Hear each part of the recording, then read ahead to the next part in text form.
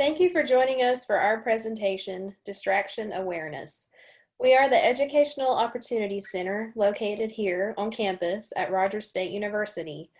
I am Kylie Brown, along with my colleague, Elizabeth Gordon. In this presentation, we will be discussing distractions brought upon by the use of technology in our daily lives while exploring its benefits and adverse effects. In order to get the full experience out of this presentation, I'm going to ask a couple of things from you. The first is please try to refrain from using your cell phone during this presentation as we are discussing technology distractions.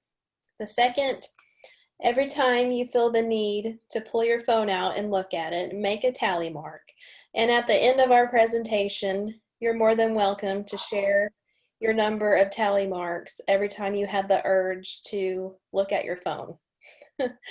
Okay, so first I will be discussing some benefits of technology usage. The first is fast communication. This is the obvious number one positive of technology on our society.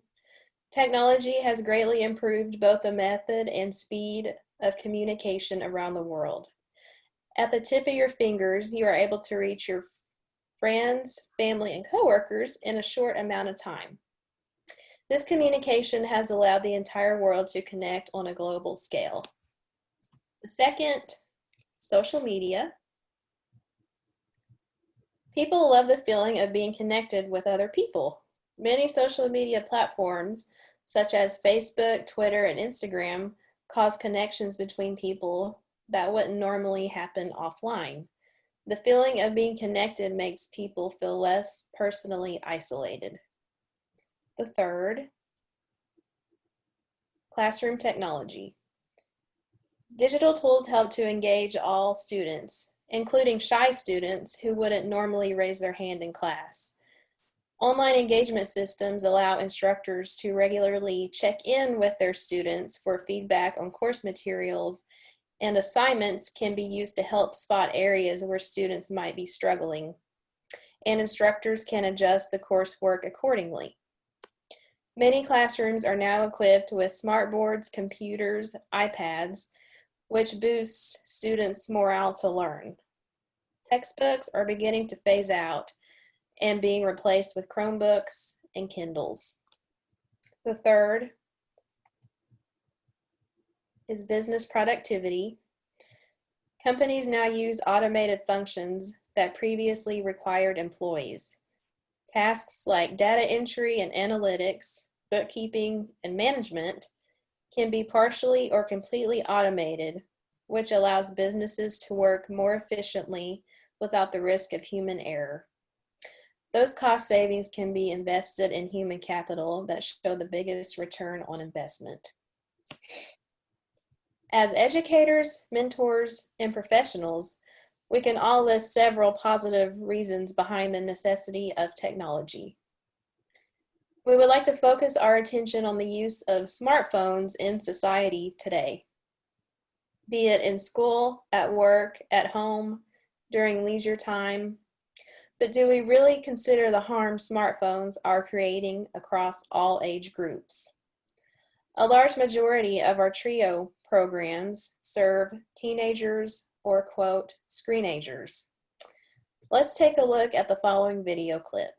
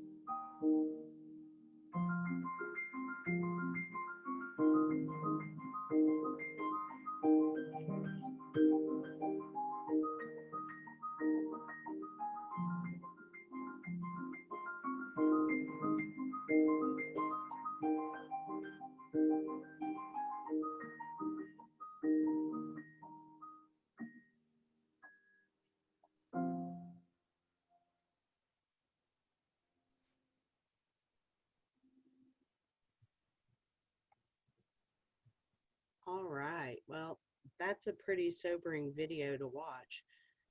I think that each of us could probably relate to some of the scenes we just saw in this video. And some of the things that really stick out to me have to deal with like the restaurant setting.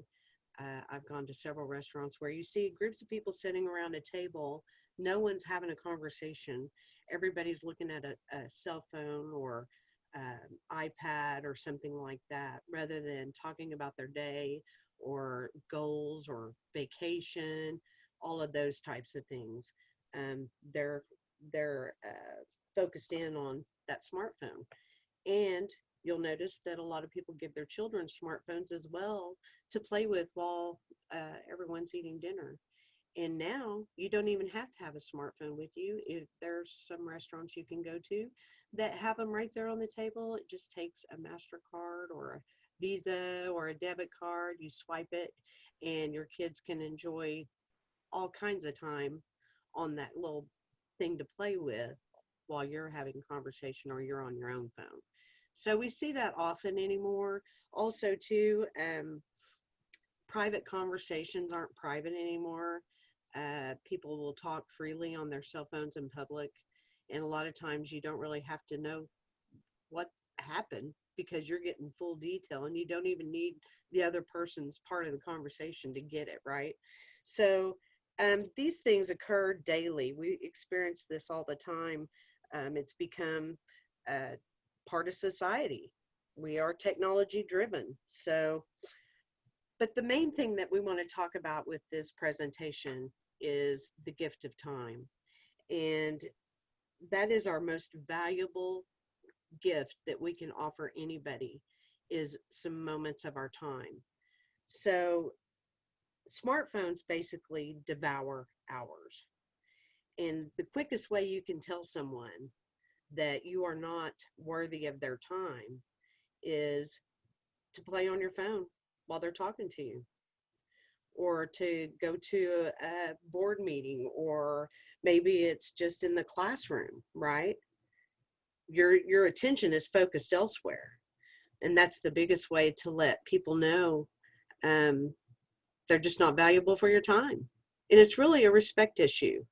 So we need to keep in mind that giving someone your full attention and being very present in the moment means tons.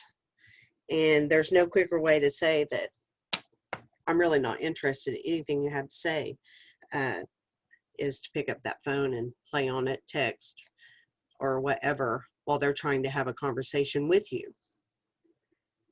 So by a show of hands, even though I can't see you, I'm raising my hand as well. How many of you have an immediate reaction where if you hear a notification on your phone, you want to pick that phone up right away and take a look and see what it is exactly? Why is your phone letting you know it's time to pick me up, right? So I think all of us are very guilty of that. What about, by a show of hands, and you guys can see each other, what about feeling the phantom vibration of your phone, where sometimes you don't even have to have it around you? You just automatically feel this vibration that notifies you, pick up your cell phone. Well, it's a creepy feeling, and I have experienced it more than numerous times. I hate to say, but it's true. And the worst part about that is when you pick up your cell phone, there's no notification whatsoever. It's kind of like our brain is telling us, hey, you haven't picked up your phone in a while. I'm going to give you a reason to. And it just gives you this phantom vibration. And by all means, you feel it. So the other thing is, back to cell phone usage in the classroom. Please be sure to be respectful of whatever your professor tells you regarding use of technology in the classroom. That's real important. And it's in your best interest, right? So if your attention is on your cell phone, you're obviously not taking notes or listening in class. So it's real important to understand that professors may have very strict guidelines on that. So please adhere to that. So if we're honest, we aren't only distracted, we're addicted to distraction. It is our reality, literally, in our face. So the first thing I want to talk about is some statistics. So let's look at some facts. There are roughly 3.5 billion smartphone users in the world today. So let's really take a look at 3.5 billion. I mean, it sounds like a lot, right? Well, if you were to take the Dallas Cowboys Stadium, completely pack it out, you would have to do that 44,000 times in order to have 3.5 billion. So that kind of puts that in perspective for you, okay? Prediction is that this number is going to more than double by 2023. There are 2.5 billion people on Facebook. That is roughly, basically 8 times the population of the United States. People check their cell phones over 81,000 times per year. This equates down to they're being checked about every 4.3 minutes during waking hours. This means that all of you are going to be tempted to check your phone at least 12 times during this presentation. And I really hope you're being honest and not looking at your phones, and you are making those hash marks every time you feel the desire to pick up your phone. And of course, we have car accidents. We're all very well aware of that. You're 4 times more likely when talking, but you're 23 times more likely when texting. And let me just say, it only takes 4.6 seconds to send a text. And that's not me, because I'm not a fast texter, but I have witnessed it and I believe it. So, but when you think about that, 4.3 seconds doesn't sound very long. But if you are in an accident, that's typically instantaneous. And I would go as far to say that because of the new laws about texting and driving, and I've witnessed this as well, people no longer are blatant about texting in the open where people can see them. They keep it down in their lap or off to the side. But the problem with that is now they're no longer shifting their eyes across the horizon to a cell phone. They are looking down in their lap and totally pulling their eyes off of the horizon, the road, and all their surroundings. So that could increase the likelihood of a wreck. All right. So how many of you, by the show of hands, know what the word nomophobia is? Have you ever heard of it? It literally just means no mobile phone. And not having access to a mobile phone, not having access to like a cell tower, basically off the grid. And it's a real deal. It was dubbed the People's Word of 2018. And according to the site Trend Hunter, 66% of the population show signs of it. So do you feel anxiety or stress when you realize you don't have your phone? Maybe you feel it right now because you've been asked not to touch your phone, right? Okay, so some examples would be left it at home, but you don't have time to go back and get it. That brings on a level of anxiety that can really spur you into a downward spiral if you're not careful. Because a lot of times, for instance, if I leave my phone at home and I come to work, well, there's no going to get it till my lunch hour, or I just leave it there until I get home. But the worst case scenario is when you actually find out and discover the phone is lost. Dun, dun, dun. The phone is lost. Well, that makes for a really bad day, right? Because then your day is dedicated to trying to replace that phone and make sure you have all your contacts and all of that. So nomophobia is a real deal. All right. So we're going to look at some of the side effects that come with distractions due to cell phones and smartphones. Those distractions often, because we experience them so frequently, they actually lead to addiction. And I know that a lot of people don't frame this in addiction as you would like a drug user, alcohol, eating, shopping, those types of things. But technology and smartphones, we're seeing it more and more. There's a lot of TED Talks that discuss this type of thing. So, but some of the negative side effects that come along with it are the depression, social awkwardness, lack of empathy, isolation, anxiety, anger and agitation, which all can funnel down into addiction. So, of course, depression is exacerbated by both the positive and negative online situations. For instance, if a person posts a picture, they don't get as many likes as they thought it ought to have gotten, then that could, if they're already in a depressed state, make it worse.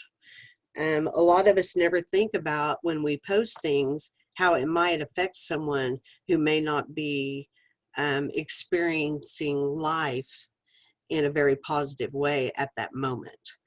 And so it's good to think about others whenever you are posting things and tweeting or Instagram, all of those things, just to keep that in mind.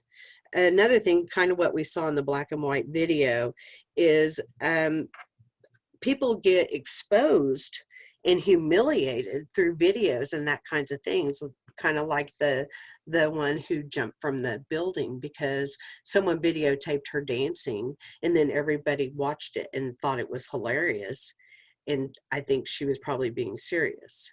And there's so many ways you could go with this, but in a nutshell, when people exploit other people in that way, there's a lot of damage that can be done. Social awkwardness, we see that whenever you encounter people who don't really want to make eye contact, or you notice you've probably got a few friends that you know as soon as that moment arrives where they can exit a social gathering or whatnot, that they are gone, they are out of there. When there's a preference to be on the phone versus social gatherings, then that's a real issue as well. This all can cause isolation, where people would prefer to be alone, then they kind of just segregate themselves from everything and everybody because they get so heavily involved in the virtual reality realm that comes with smartphones and technology and apps and those kinds of things. One of the big things, though, that I really want to touch on is lack of empathy. Empathy is a necessary component for healthy communities. And when we start seeing a lack of empathy, then that's a huge red flag. And some of the examples of that would be, have you seen the videos where someone's actually recording while others are pummeling someone, beating them really, really bad, and no one is offering a hand to help them out? Everybody is laughing, they're goading it on. The person recording is behind a screen, which I think leads to, or can lead to, this lack of empathy that we see. And so just to kind of touch a little bit more on that, if you all are ever in a situation, please be the person to stand up and put a hand out to help a fellow human being out. The person behind the camera recording, they're not even considering what that individual is going through in those moments. More than likely, they're thinking about uploading that to YouTube and how many followers they're going to get and how many likes they're going to get, and so on and so on. But the whole part about seeing a human being being hurt, that effectively is out of their head at that moment. And that's how these social media platforms and technology can kind of take a hold and take root if you're not careful. So that's a huge one. We have to have empathy in our society to be a healthy and happy society. Anxiety, agitation, and anger, I think they all kind of go hand in hand with all this. But the bottom line is, when this gets out of control, then there is the absolute, you could absolutely become addicted to your smartphone. Reality compared to your app experiences, they're two completely different things. The apps, those experiences create an affinity to be something that we're not. The thrill and experience in the experience is what keeps us engaged in that fantasy realm, and often lead to a lot of these negative outcomes due to that. All right. So next, we put these pictures up just to kind of give you a detail of what we see. And I think all of us have witnessed these kinds of things. You see school-age children all the way up to grown adults that will walk with a cell phone in their hand and never pick their head up. I've seen videos of people at the mall with their head in their phone and falling in the fountain because they're not paying attention to where they go. Or they run into light poles. I've seen those because we're completely distracted by the smartphone. So with this presentation, we are going on to say that with distraction, you can become addicted. Therefore, it's distraction addiction. And it's all due to technology and smartphones. Those notifications, they're not unlike Pavlov. If you're aware of Pavlov and his studies, where the salivating dogs, whenever you get the notification on your smartphone, it's really no different, because you immediately want to react and pick that phone up, right? So our brains release what is called the feel-good chemical dopamine, which I know we've all heard of, and it gives us instant pleasure, similar to how an addict feels after getting a fix, or that drink, or that dessert, or they just purchased a Gucci handbag. Those kinds of things, they all have the same patterns and behaviors. It's all addictive qualities and behaviors that come along with doing something in excess.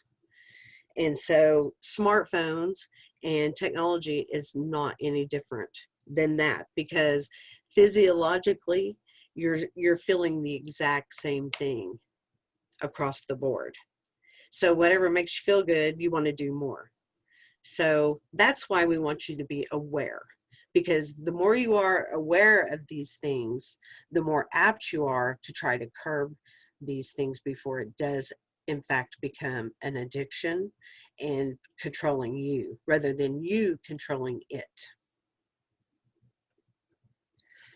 All right, so the next thing we want to do is look at a short video clip. It has to deal with 3 generations families, and it's just real interesting to hear their take on childhood and daily activities and that type of thing. Hopefully it will just get you to thinking about your own lifestyles and families and situations. So here we go.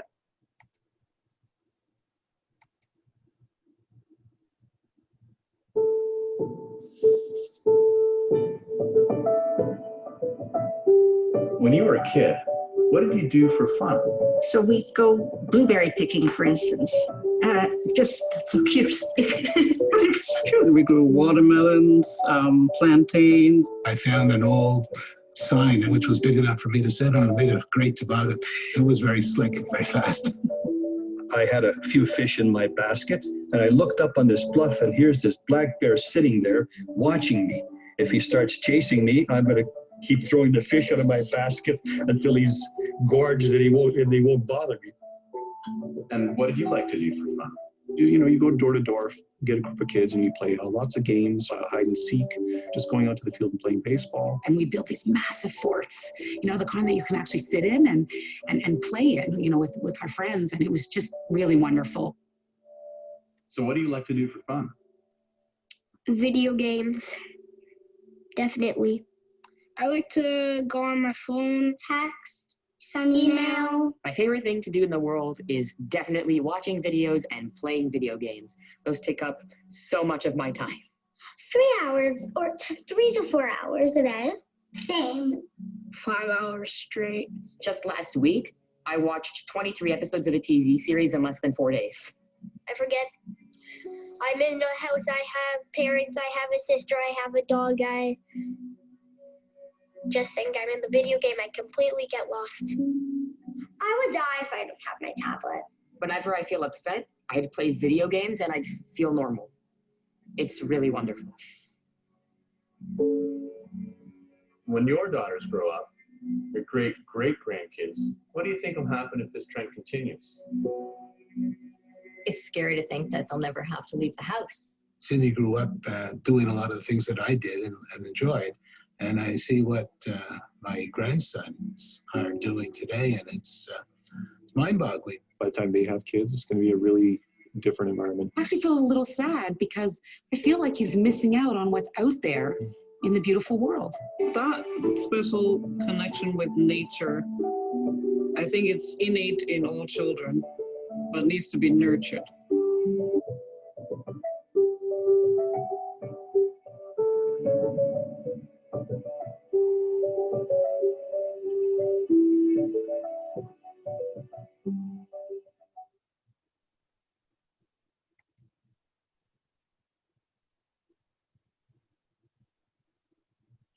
Okay, so now I am going to discuss digital detox.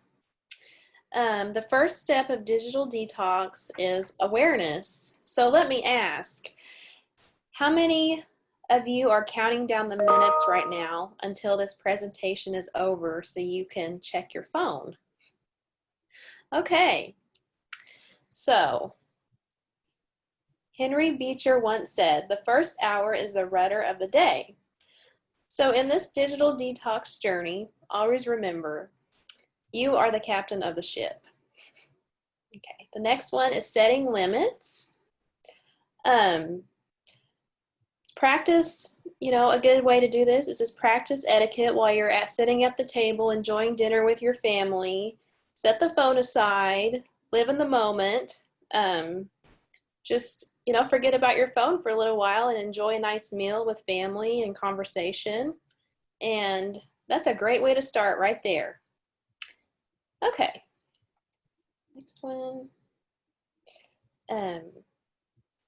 So, setting limits, simply work on powering down, if for no other reason, for your mental health. Stress from social media can also affect your physical health. Take appropriate steps to find balance and intentionally unplug. Just go off the grid.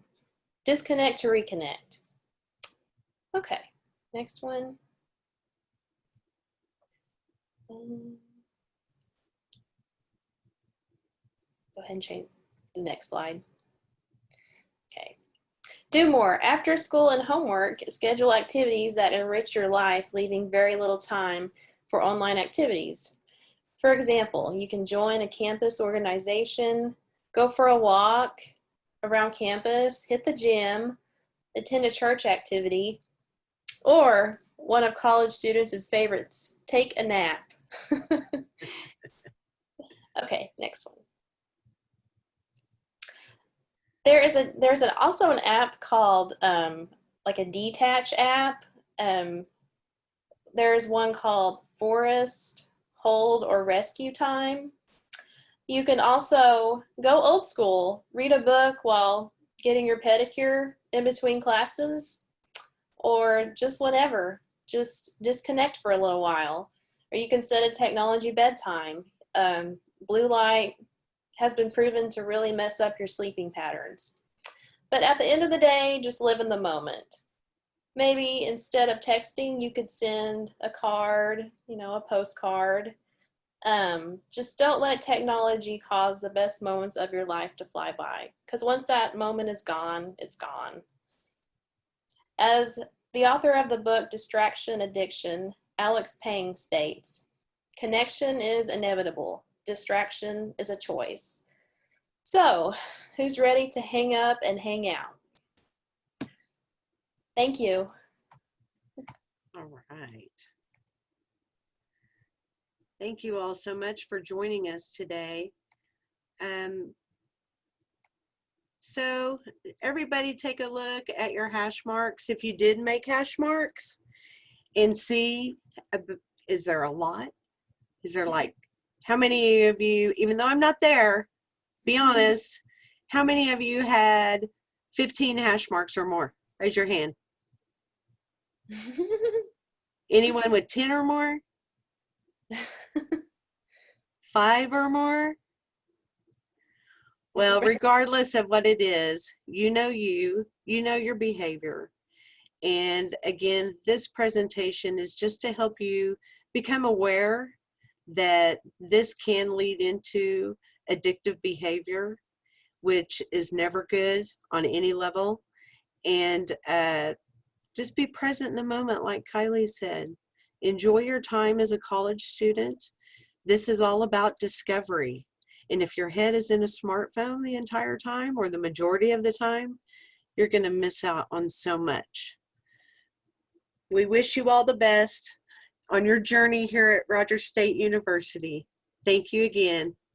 Have a great day. Thank you.